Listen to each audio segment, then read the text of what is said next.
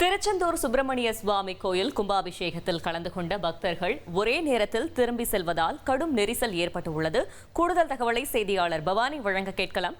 பவானி, வணக்கம். கள தகவல்களை சொல்லுங்க.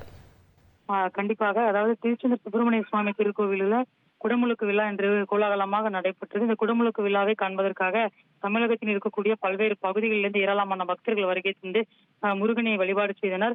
கும்பாபிஷேக நிகழ்வுக்காக காவல்துறை மற்றும் மாவட்ட நிர்வாகம், கோவில் நிர்வாகம் தரப்புல பாதுகாப்பு நடவடிக்கைகளும் வருவதற்கான அடிப்படை வசதிகள் முழுமையான பக்தர்களுக்கு செய்திருந்தனர். வரும்பொழுது பக்தர்கள் கும்பாபிஷேக நிகழ்வை காணப்போகிறோம் என்ற மற்றற்ற மகிழ்ச்சியில் வந்துள்ளனர்.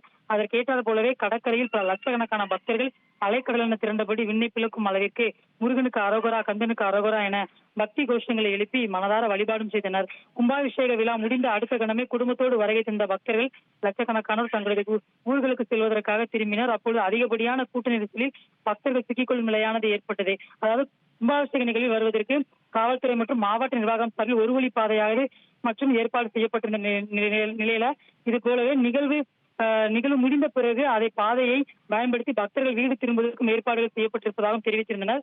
ஆனால் கும்பாபிஷேக நிகழ்வு முடிந்த பிறகு புறப்பட்டு செல்லும் பக்தர்களுக்கு இந்த திரும்பிச் செல்வதற்கு எந்த ஒரு வசதிகளும் இப்படி ஏற்படுத்தாமல் இருக்கிறார்கள் என்று மனவேதனையில் புலம்பிக் கொண்டே தற்பொழுது பக்தர்கள் சென்று வருகின்றனர். ட்ரெண்ட ஃப்ரெண்ட் ஆக்கிக்கோங்க. தந்தி டிவியின் சப்ஸ்கிரைபர்ஸ் அண்ட் ஃபாலோவர்ஸ் குடும்பத்துல நீங்களும் இணையுங்க.